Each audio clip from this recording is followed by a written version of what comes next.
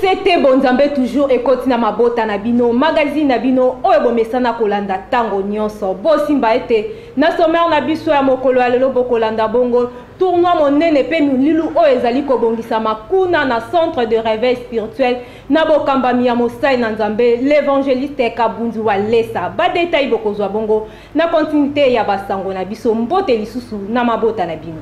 Kaka na basango na biso bosimba ete mosai na Nzambe révérend pasteur Espérance Mbakadi mokambi ya église de Mangembo auti kobimisa ba livre na ye pona koyeba mingi tolanda na élément oyo ya pasteur Mardoché Malukanga.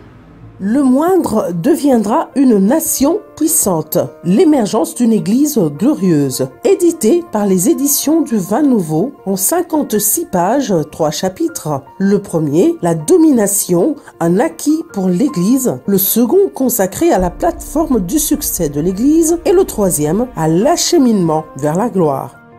D'entrée de jeu, l'auteur, le révérend Espérance Mbakadi, surintendant général de la communauté charismatique de Mangembo, rassure l'Église de son avenir glorieux, car les Écritures sont très claires à ce propos. Il arrivera dans la suite des temps que la montagne de la maison de l'Éternel sera fondée sur le sommet des montagnes, qu'elle s'élèvera par-dessus les collines et que toutes les nations y afflueront. Ce passage d'Ésaïe 2, 1 à 4, socle de cet ouvrage, illustre bien l'apogée de l'Église, corps du Christ. Le plus petit, même comme un grain de sénévé, deviendra une nation puissante. Ceci s'applique non seulement à la nation d'Israël, mais aussi à l'Église de Dieu. L'Église va certes régner dans toute sa gloire, émerger oui, mais il faut maîtriser les voies qui produisent ces résultats.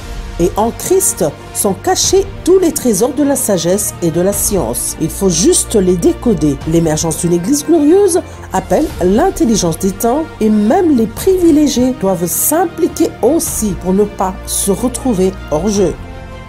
L'Église, épouse du Christ, a l'obligation de cheminer vers la gloire. Elle n'a pas d'autre choix que d'être la gloire de son époux. L'Église doit inspirer, motiver, montrer la voie au monde et propulser l'homme vers sa gloire. L'émergence d'une église glorieuse. L'auteur précise que l'église doit savoir où elle va et sa vision produira le dévouement, l'excellence, l'influence, la domination. L'auteur conclut en appelant l'Église à se lever et à être éclairée car sa lumière arrive. Le moindre deviendra une nation puissante, l'émergence d'une Église glorieuse. Kaka ndenge to annonçaki bino na sommaire na biso ete bokolanda bongo tournoi monene pe milulu minene oyo ezali organisé kuna na centre de réveil spirituel na bokambami ya mosai na Nzambe l'évangéliste Claude Kabundu wa Lesa pona koyeba mingi tolanda na élément oyo ya Kandi Mufenge. Nazomona bosomona verset wana sana kati ya koleka oya psaume 18 verset 32 bazokoma qui est Dieu si ce n'est l'Éternel? Qui est Dieu si ce n'est l'Éternel? Verset wana zoleka, cela veut dire mutu oyo a commis verset wana ayebi nzambe sikoyo azotuna azodefier pona koloba ke nani yango azali nzambe si ce n'est l'Éternel. Déjà na mutu oyo ayebi nzambe ndazotuna yango nde tozosala 3 jours de prière na kati ya centre de réveil spirituel pona kotuna Goliath oyo atelemaka liboso na yo ezala maladie incurable, ezala stérilité, ezala difficulté, blocage, barrière. Oui, c'est les liboso na yo. Okotuna mosoki ezanzam parce que biso to yebi awa na kati ya centre de réveil spirituel. Ma commune biso ezali na 1 Corinthiens. Deux ma commune Jésus-Christ crucifié et Seigneur et Sauveur. Donc kaka Seigneur crucifié, Jésus de Nazareth, nazali Seigneur et Sauveur. Pendant que vous savez que tant que vous avez biso to yaka to yemi na Hébreu 11:6 que mutu nyoso pour ça n'est pas Nzambe ayeb existence en Nzambe ayeba que Dieu existe azada sûr que Dieu existe parce que eloko sata bunisaka ezali existence en Nzambe na kati église Nzamba pambola bino na solinga na lakse bino zo mona mwana wana muke ya 16 ans azawana abeli kaka boye d'abord ba lotiye bakangi na kati ya cage batie la prison baso ninga babomaye na bande konaye par après abandi kobela akoti na koma baso tia makilezo aussi là baye ko koma mokanda na docteur ya transfert par lui mwa ezate mwana zo kufa boke na hôpital minene et celle que maman lobi trop c'est trop baye na centre de réveil baye na mwana ko kufa muninde baso la tsaye to sambeli au nom de Jésus-Christ to simbi mwana au nom de Jésus-Christ to zongisi makila na ye. Et que tant que tu es makila, tu l'ongles si bénéon, esprit de mort, tu l'ongles si kabachakié, tu le bien kokufate, moi na biki. Wana poto yebike, démon wana kote le matin, bato baso tia baso so makila wana, to ko benga le bango nom de Jésus. Au nom de Jésus, Iwa elo, Iwa elo. Iwa elo, au nom de la katia, au nom de la katia cercueil, au nom de Jésus-Christ, au nom de makila, au nom de Jésus, au nom de Jésus. Amen. Parce que qui n'a hôtel bon azuro bangabi na ko banda ko lelela endenge ni nzamba boya kina yo kaso nzamba boya kina yo kaso papa nzambe na yo azaloku so ito yakate mwana omba to kunzie parce que l'heure de ça ça confie de kokundi de ça ko yebe lo côté miswe c'est comme likolo to so la tsaina pampers tanku ta fungoli musatuni na la tinga pampers ça siliki na bi papa ka so banda ko misube na bilamba mo eto tika obo ezala kite to kanzamba zaloku Nzambe merci no big singa aliwa na osala maramba mine au nom de Jésus. Yami bale bakamati mokokoli ya lisango batubi mutu atipiki mutu na kati ya sima de façon que akene susu na toilette te libumo evimbi des mois azola lisusu te akondi alinga kufa trop c'est trop basali examen baso de l'autre côté ba monika michopo sana kati ya kovimba mapepe sana kati ya libumu ba kopa solelo ko nini parce que na kati ya libumu esaka mupepe e uti wapi mutu libumu evimbi alinga kufa. Baye ko na centre de réveil a autorisé que Seigneur Jésus-Christ le seul Dieu c'est lui qui est l'éternel yenda zanzam neto ko silika to bité to moni liko eloko ngo mukokolo ba chaki na libumu na ye to bimisi yango na sima tango to bimisi yango na sima nde ko salaki mupepe akena ndako boye akena toilette abimisaka mupepe asali des jours mupepe zo bima si ba to libanda basoko mupepe libumu diminué voilà pour la que Satan zate. Ceux qui t'ont le nom de Jésus, nous sommes kende. Et ça va preuve tangible. Alors tout ça va histoire te, tout ça va monter te, et ça va preuve tangible. Oh bah tout ça soit mona. 5 mois wana nazoliate, nasubate, nasumbate, mais ngana mona kana za bomoi. Pendant ces 5 mois, il mangeait pas, il faisait pas le petit et le grand besoin. Il mangeait pas. Quand il est venu ici, ils ne m'ont pas trouvé. Ils ont trouvé mes enfants. Ils étaient derrière à la délivrance. Ils pleuraient. On l'a touché seulement au ventre. On a sorti les tchukumbush. Amen. Quand je suis arrivé à la maison, nous sommes arrivés à 18h. Je dormais. J'ai senti l'envie d'aller aux toilettes. Quand je me suis accroupi,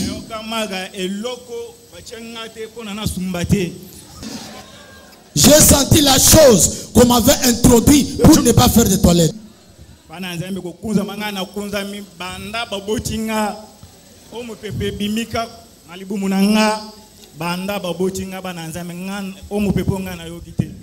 Quand je me suis accroupi, depuis que je suis né, je n'ai jamais expérimenté une sorte de pète. Ah oui.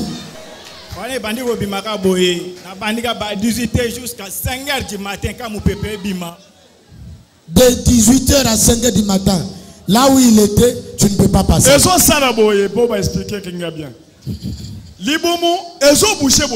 Le ventre bouché. Ceux qui ont d'abord dans toilette, tellement que les mouvements ont bougé, pression, il y a puissance à Saint-Esprit, et les cas qui trouvent, ce qu'ils sont mis, ça me fait pas le coup. Le ventre.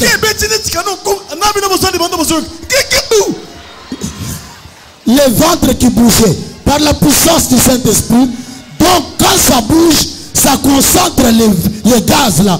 Et quand les gaz sortent, c'est comme les chars de combat qui pillent, qui pillent.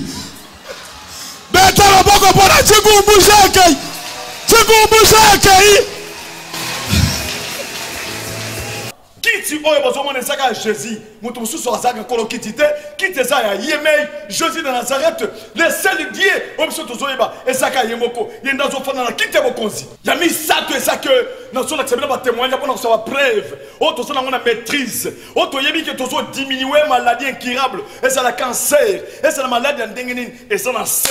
Kombo ezeze za likolo ba komo nyos. Wana tozonga tono basiko tosonga na sima pona koloba ke na ba cancer ba mindele bazolemba cancer de rein ba cancer ezoboma ezoboma mingi na kati ya poto mais devant Dieu ezelo komuke tokutana mwasi ya mundele tala cancer alinga kufa basi balobi kazo kufa moyen zate ba pesa na ba jour akokufa to bi rien to cheka le boko boya koyena se to c'est l'opération divine to bongisi ba cancer to longole yango mwasi atelema komi kolela na mobali na ye ba yoki malam guérison divine. Pouvoir, tout ça, commandement, tout ça, et ça commandé par milieu de besoin qui m'a, je sais après ça qui en na quatre église. Il y a un de chez ces bandits qui yebisa, azo yebisa, c'était ekauka ekauki. Il y a un de chez ces azo yebisa mal, ekita, ekiti, mbonga so kite so tout sa parole on ne pas pessibiso église pour nous déstabiliser nous ce côté mais bosso na biso Goliath a kolongwa. Au nom de Jésus. In the name of Jesus. Au nom de Jésus. In the name of Jesus. I am touching your kidneys. I am operating your kidneys. Au nom de Jésus. In the name of Jesus.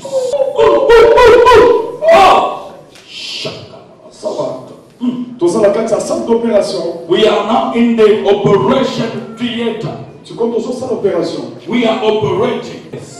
L'opération divine. We are doing divine operation in her kidneys. Au nom de Jésus. In the name of Jesus. I am operating. I am operating for Jesus.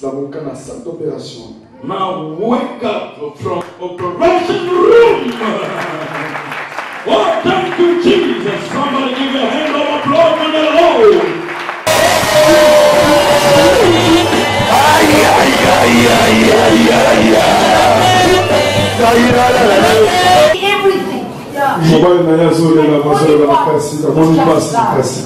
Amen. Elle bénit le Seigneur pour cet homme qui s'est tenu à ses côtés pendant toutes ces années de souffrance. Mais elle aimerait dire une chose.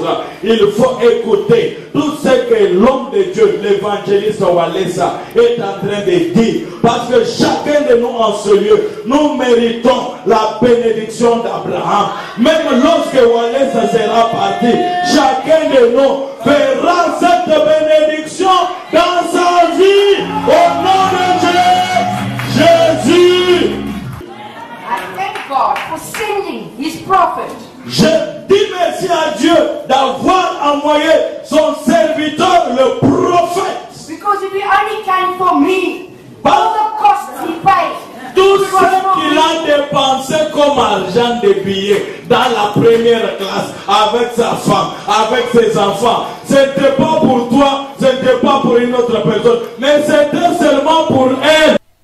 Ndeko sala kana minute oyo boye ngala kendeki na ngomba dernièrement na kena ngomba ko sambela na kena ngomba na kita na ngomba boye mboka mobimba batu tu baso kita baso ba mutu nzambe yawa na chef kutumie aso kita alibi mutu nzambe yawa ba ya mingene sengo bakamati offrande na bango ya meme ya pembe ba pesinga ba lobi to pesi nzambe pona mboka mobimba meloko ko kamwa to yebisi meme ngame na sala pouvoir pouvoir il y a quand même ça même à ganga à confirmer qu'à offrande parce que Jésus est moko confirmer qui qu'à offrande to ebisi batu baloba même là même leli batu ba kamo balobité na to moni makamo boyete même zolela pour confirmer que parole de Dieu okoko tinda ta nyoka tellement telemi ata lion zo liboso na tellement au nom de Jésus que conseil le côté wachira ilelu nzambi rutu tumina mwaku idi munene mwambi munene pastor munene prophet munene kabundi walesa na yango wana nzambe lelo tindeli biso prophet munene pasteur munene mutu munene kabunji walesa mulo kunu samba mulo kunu lombela nzambi mulo kunu lombela kwa bishotu bwa masamba ni bintu byonso ayeko tala bino ayeko bondela pona bino likolo makambu mabe ya minene kanga bino mema mfumo yenu ndi mubesha mukoko wali mutoka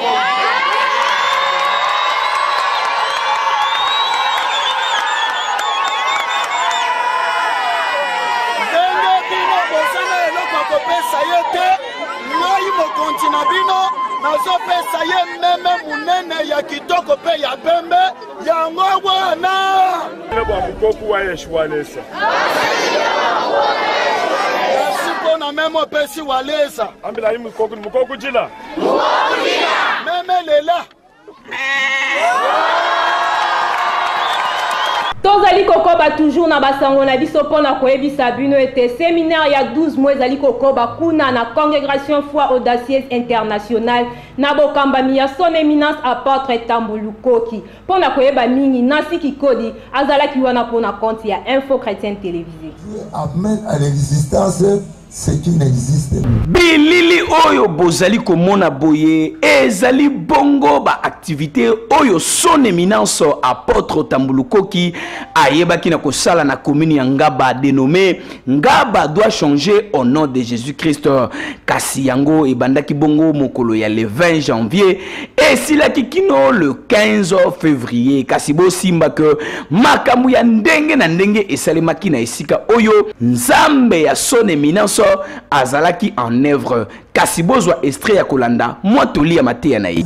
Avec le corps qu'on avait compris à la croix, il est là. Et maintenant où je vous parle, il est parmi nous. On peut le voir. Il va toucher les gens. Et bongo ba témoignage ezanga kite awa bato ya ndenge na ndenge ba tatola ki tata nzambe na oyo tata nzambe asalelaki bango. Kasi azali kolimba te pona kosela tata nzambe azali kosinale yonde ko ya Kinshasa aza kolimba te aza ko continuer kosela tata nzambe yango wana bengisi yo na séminaire ya 12 mois oyo baza kokoba na yango babandaki na mois de janvier baza kokende kino na mois de décembre soki oyebite jardin de la foi ezwami na commune ya Ngaba sur avenue Kayemba numéro 106 référence ezali kita ata eskizala kilibuma nzengele to okiti na wenzangaba tuna avenue Tambolu Koki ex Kayemba numéro 106 bakola kisayu toleki bongo na rubrique na biso ya invité de l'info to yambi bongo la révérende Suzanne Van Nyembo mokambi ya église pentecôtiste et la grâce divine aza bongo na micro isete pona kopesa ba programme pona journée de la femme to landai na bokebi nyonso ngai kombo na ngai mama Suzanne Nyembo Van naza visionnaire ya église pentecôtiste la grâce divine oyo ezwami na commune ya Gombe quartier Sosimat avenue la grâce numéro 14 mpona mois de la femme wana eza eloko tokoki kokakola te soki tokoki kosala ndenge nini te toza na mabongisi ya makasi lisusu toza na milulu ya makasi oyo tozobengisa na bamama nyonso oyo bazolanda biso na ntango oyo ato ofandi mosika ndenge nini mpona repo na yo mpona kimia na yo mpona esengo na yo posa na biso ezali ete otambola nzambe mpe posa na yo ezali amona ta ndenge ozotungisama kofuta ata mwa bambongo na yo batransport osala ndenge nyonso akende ake koluka nzambe oyo alaki bato repo nga mpe na vivre repo soki bamama bakoya bakozala jamais dessus po ete toza na balakisi ya makasi nga moko mpe na kozala kati na balakisi ya mokolo wana mpona ntina na kotransmettre kaka repo na vie ya bamama po ete bamama bazotelengana mingi lelo mokili bazoseka biso nzambe na bango aza wapi baya nzambe azaka pembele ezaka likambo moke balaki soka ndenge ya kosala repo ekokota na libota na yo na libala na yo na misala na yo mpona repo ekokota nde mabongiseli toza nango mikolo oyo mpona ntina na bamama na boye tozobengisa bamama nyonso tolobi malamu ete ekobanda le 8 ti le 11 ezosalema kaka na kati na église pentecôtiste la grâce divine oyo tolobi ete eza na commune de la Gombe quartier Sosimate avenue la grâce numéro 14 kuna tango koya okokuta biso okokuta bamama nyonso babongisami bamiso bakokuta musika kaka mpona ntina na repo po toyebi ete na biblia awo eza na mwasi moko oyo mpe azalaki kotelengana oyo azalaki komona mpasi na nkombo ya Ruth oyo à travers Ruth repo ekotaki meme epai ya Ruth même ti epai ya belle mère na yo asa akomaki mobange oyo azalaki so na eloko te azalaki so ata na espoir te mais Ruth lokola alandaki oyo azalaki lokola mama bokilo na ye Naomi alakisaki ye yango nde tolobaki na mikolo elekaki tolobi tala balobi sukola bakola mafuta pusana pembeni ya Boaz aza na liloba koyebisa yo bamama baya tokolakisa bango nini tozolobela kosukola kosukola tozoloba eza kosukola basukolaka mikolo nyonso te mpo tebi ete basukolaka Ruth azaki na mpe kosukola Ruth azaki na mpe kopakola mafuta me mafuta ya mokolo wana kosukola sukolaki mokolo wana yango na kobenda repo na bomoi na ye mama komikosa te kokanisa te ke osukolaka na yo opakolaka na mafuta yaka tolakisa yo mafuta nini yaka tolakisa yo kosukola nini Boaz amona yo Boaz aza na likambo ya koloba oyo ezali Yesu Masiya mwana Nzambe na bango papa mpe akoki koya papa oyo aza mpe na posa ya repo na ye mpo ngai nayebi balobaka ete soki ozali orphelin olingi kobonga pusana pembeni ya bana baza na baparent na bango ntango bana baparent bazopesa baparent bazopesa bana na bango conseil yo orphelin okoki mpe koyiba ale ebongisi mpe yo ntango mosusu na ye moko mwana mokolo oyo aza na baboti aprofite nango te me yo orphelin profite mobali mpe okoki koya ntango babengisi bamama okoki mpe koya omona ezalaki ya bamama na kati na bamama mama mosusu anéglige na ye me yo papa oye oprofite na yango ale yo mpe obénéficie na yango toza na posa moto nyonso alingi koya akoki koya tokolobela moto nyonso mpo repo ezali mpe mpona moto nyonso Yesu na biso alobi boya aza na posa ya bato ntango azobenga azoluka azopona te alobi venez à moi vous tous qui êtes chargés et fatigués je vous donnerai du repos azobenga moto nyonso ezala oza mama catholique ezala oza protestante ezala oza na église nini ntango oyoki milulu ya boye oza na posa ya repo na bomoi na yo ezoluka opusana et surtout soki ke ofandaka na kankokolo nayebi te eloko nini ekwampeshe opo oza pembeni soki oza na kitambo oza pembeni soki oza na lingwala oza pembeni na gombe kutu koloba te oza pembeni mpenza kozangisa biloko ya boye te yango nalobaki na ebandeli ete ata ofandi na kingasani ata ofandi na mikondo ata ofandi wapi mpo na ntina na repo na yo Nzambe aza na posa mona ndenge oza komitungisama ndenge oza komitungisama ozokima mbango olobi nake koluka Nzambe akoki kopesa nga repo Nzambe wana akoti kozonga pamba te yango nde tolobi ete okozala jamais dessus yaka okozonga na esengo mpe okoloba ete 2017 eyaki mpo na nga adresse na biso nakanisi ntango mosusu yo ozwi biso na katikati adresse na biso ezali avenue la Grâce numéro 14 commune de la Gombe soki ozali na oza kota RTNC okozwa mituko ekende ke magasin kitambo oleki nzela ya Shaumba okiti na hotel Castello soki okiti na hotel Castello otali na gauche na yo otuni bakolakisa esika église ezali eza esika ya kobunga te na boye tozobengisa moto nyonso ezala oza jeune fille oza mama oza papa mpe osepeli koya yaka okomona makambo ya kitoko okoyeba kopesa esengo na bomoi na yo message oyo toza nango mpona ntina na bamama ezali yake ya solo bamama bazotelengana bamama bazomona mpasi bazobunda mikumba ebele makambo ndenge na ndenge mposa na biso ezali yake mama oyo azolanda biso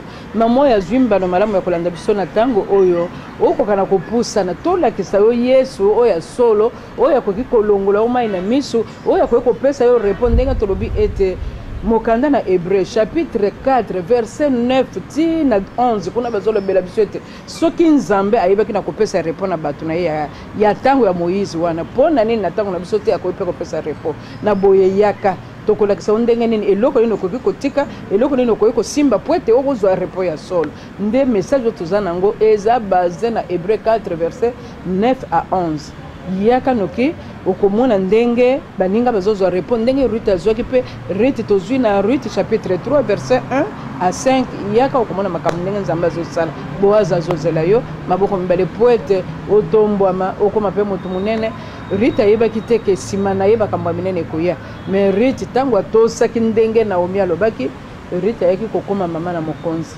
lelo oyo Yesu Masiya abotami na ligne wana boye yo yaka ba bénédiction na Nzambe abongiseli yo ntango yo okoya okokutana nango mpe okosepela elokumu ekokende sango ekokende tozozongela kaka adresse yango mbala na mbala tozwami na commune de la Gombe quartier Sosimat avenue la Grâce numéro 14 référence ezali hôtel Castello sur Shaumba topesi bandeko nyonso bazwi mbano malamu ya kolanda biso bambote na bango ebele tozosepela kopesa mama na biso évangéliste jeudi dia epai azali mama na biso évangéliste Élysée oyo auti kobungisa molongani na ye esika azali azwa bambote na ye ebele mobali nde atiki ye menzambe na biso atiki ye te évangéliste Jean Paul président jeunesse Emile Makubakuba ebele ya bato ba premier diacre ba pasteur na bosani te bazali molonga linanga bazosunga ngai papa na biso Van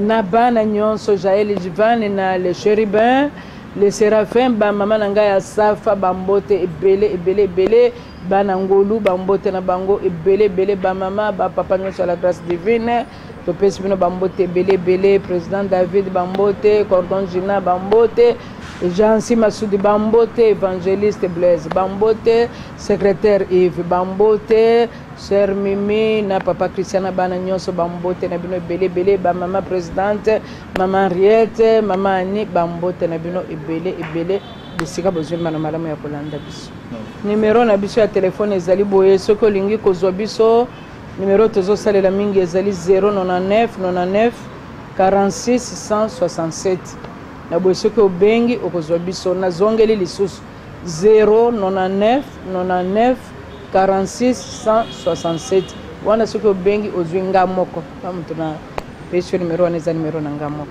ezali na élément nde toboucle complètement édition na biso ya mokolo ya lelo merci mingi na bino bozalaki ebele mpona kolanda biso na bokebi nyonso soki bosepelaki na image mpe commentaire tika bopesa merci mingi na grande équipe technique oyo ezalaki au four et au moulin mpona kopesa bino basango kitoko boye na nsima caméra tozalaki bongo na le professionnel Sei Mukana soki bosepelaki na baimage mpe commentaire tika bopesa merci mingi na machine madaka Merlin Ngongolo mpe mwana mayele Roland Kayembe chef d'édition ezalaki bongo Pasteur Mardoché Malukanga réalisation mpe coordination ya Yemoko Ebale Ziger Ngongolo tobosani te kopesa merci mingi na molandi monene ya Info Chrétien télévisé ti ontesa gangola kuna na Luanda tofongoli ba bible na biso na livre ya Proverbe chapitre 14 verset 1er bible lobi na biso boyi mwasi ya mayele atongaka ndaku na ye kasi oyo azoba abebisaka ngo ye moko